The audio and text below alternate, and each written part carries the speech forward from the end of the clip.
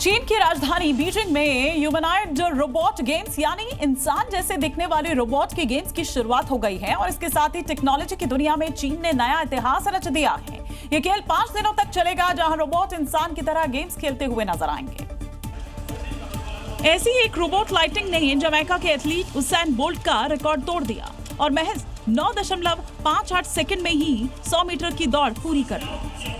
देखिए किस तरीके से रेस की शुरुआत में ऐसा लगता है कि ये रेड कलर वाला रोबोट आगे निकल रहा है, लेकिन इस बीच रोबोट लाइटनिंग ने अपनी फुर्ती दिखाई और एक ही झटके में महज 9.58 मिनट में ये रेस पूरी कर रिकॉर्ड बना लिया। पिछले साल इसी गेम्स में रोबोट ने 21.50 सेकंड में 100 मीटर की रेस पूरी की थी, लेकिन अब आधे के भी कम वक्त में ये कारनामा उसने कर दिखाया। इसके अलावा टेबल टेनिस, बॉक्सिंग जैसे तमाम खेलों में रोबोट ने हिस्सा लिया और अपनी काबिलियत दिखाई। हालांकि इस दौरान कई ऐसे रोबोट्स भी रहे जो फेल हो गए। उत्तराखंड में आसमानी आफत थमने का नाम नहीं ले रही है। लगातार हो रही मूसलाधार बरसात के चलते प्रसिद्ध तमसा नदी उफान पर आ गई है। नदी का जलस्तर इतना तेजी से बढ़ा है कि देहरादून के प्रसिद्ध और ऐतिहासिक टपकेश्वर महादेव मंदिर परिसर जलमग्न हो गया है।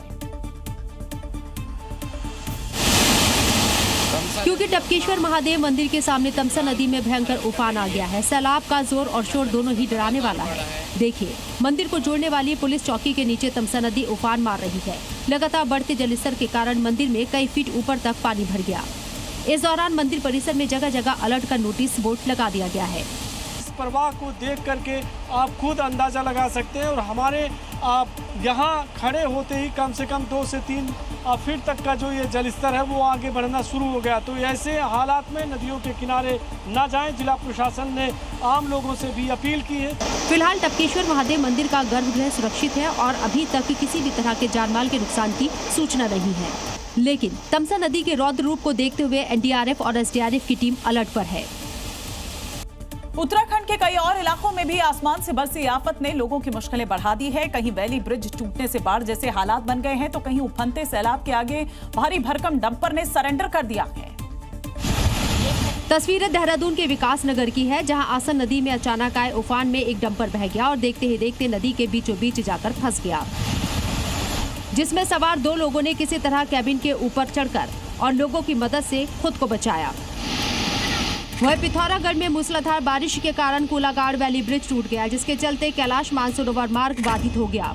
हालांकि घंटों की मशक्कत के बाद यातायात बहाल कर दिया गया, लेकिन इलाके में बाढ़ का खतरा बरकरार है। इसके अलावा लगातार हो रही बारिश के कारण बड़े बड़े पेड़ भी धराशायी हो रही हैं।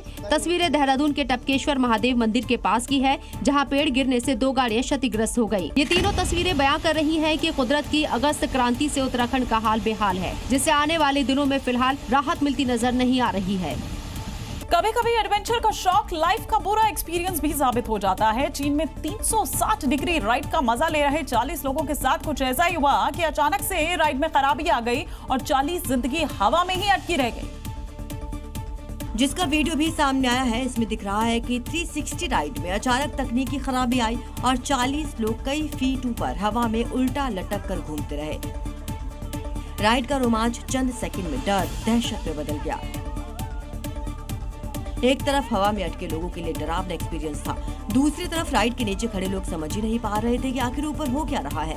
रोंगटे खड़े कर देने वाला वीडियो चीन के अम्यूजमेंट पार्क का है, जहां 360 राइड लोगों को खूब आकर्षित करती है। इस रोमांच को फील करने लोग दूर दूर से आते हैं। हालांकि ये रोमांच 40 लोगों के लिए डरावना सपना बन गया। वीडियो में दिख रहा है कि पहले कुछ सेकंड राइड सही चलती है, लेकिन तभी अचानक से राइड रुकती है। इसमें बैठे 40 लोग हवा में उल्टा लटक कर घूमने लगते हैं। हालांकि कुछ देर बाद राइड में आई गड़बड़ी को दूर किया जाता है, तब लोगों की जान में जान आती है।